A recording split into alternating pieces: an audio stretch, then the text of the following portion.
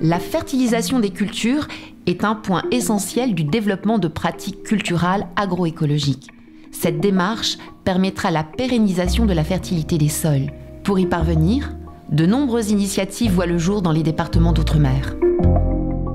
J'ai pu mettre en place avec d'autres collègues de la Chambre des formations sur des thèmes en agroécologie comme le paillage, le compostage, etc., etc. Et par la suite, le réseau RITA est venu renforcer tout ça en mettant en place un certain nombre d'expérimentations. Ce qui nous permet aujourd'hui d'accompagner les agriculteurs qui sont sur de la recherche de méthodes alternatives et sur des questions de fertilité de point de vue global. Il y a eu pas mal de voyages à Cuba, entre autres sur la technique du lombricompostage.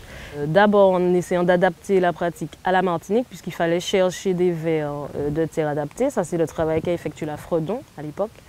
Et puis, une fois ça fait, nous, essayer de remettre en place les pratiques vues à Cuba et qu'on trouve dans la littérature pour voir ce que ça pourrait donner. Ça a plutôt bien marché. Donc maintenant, on passe dans la phase de test des produits obtenus, lombricompost, jus de lombricompost pour l'instant. Et on va passer également à la phase de diffusion déjà de la pratique aux agriculteurs qui seraient intéressés.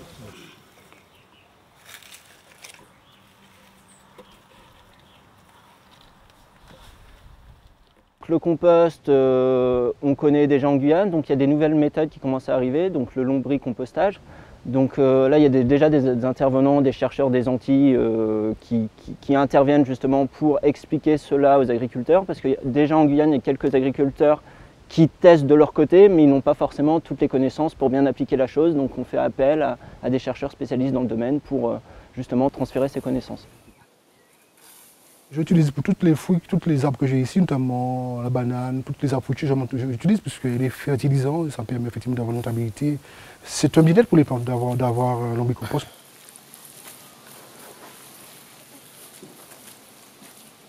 Ils sont en milieu naturel, je les emprunte pour les emmener sur le bac en bac.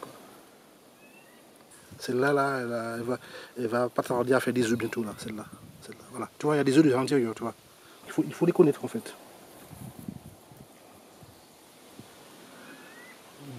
Le but pour nous, c'est de montrer effectivement ce que nous avons appris à Cuba, de la faire diffuser pour les personnes qui veulent véritablement changer de pratique et mettre une agriculture beaucoup plus responsable et respectueuse de l'environnement.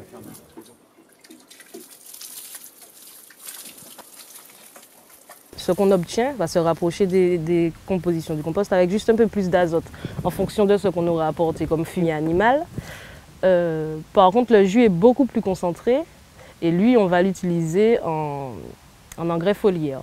Donc ce sont deux utilisations différentes. Maintenant, ce qu'on doit tester, essayer de vérifier, c'est si ce qu'on trouve dans le lombricompost est mieux assimilable par les plantes que ce qu'on va trouver dans un compost habituel avec moins de lombric. C'est une manière pour aérer un petit peu. Hein. Une fois que ça a été arrosé, ça nous permet d'aérer un petit peu le fumier. Bon, les différents agriculteurs qui nous approviennent, nous savons dans quelle méthode ils travaillent. Nous savons qu'ils travaillent souvent les agriculteurs travaillent de manière organique et c'est bien pour ça effectivement que nous nous rapprochons d'eux. Et moi aussi, je fais aussi du fumier.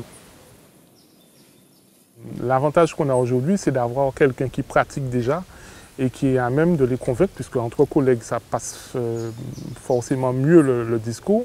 Et c'est vrai que comme terrain d'application, on ne peut pas arriver mieux pour mettre en place toute une série de matinées d'information, de matinées de formation autour de la question du lombricompost. La culture que nous faisons, c'est surtout de protéger le sol, pour ne pas avoir d'érosion et de sauvegarder en fait, le micro-organisme qu'il y a dans le sol, notamment les lombricompost que nous mettons pour garder des vers. Parce que quand vous mettez l'empaillage dessus, c'est vrai que les vers restent, vous avez une température ambiante qui permet en fait, de garder tous les micro-éléments qui sont dans le sol. Et c'est ce qui est important quand les micro-éléments sont dans le sol, ça permet d'avoir une rentabilité optimale.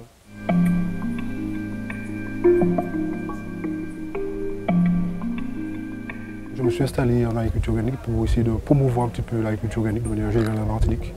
Parce que nous avons une problématique de santé en Martinique et nous sommes penchés sérieusement sur cette problématique qui est la problème de l'alimentation.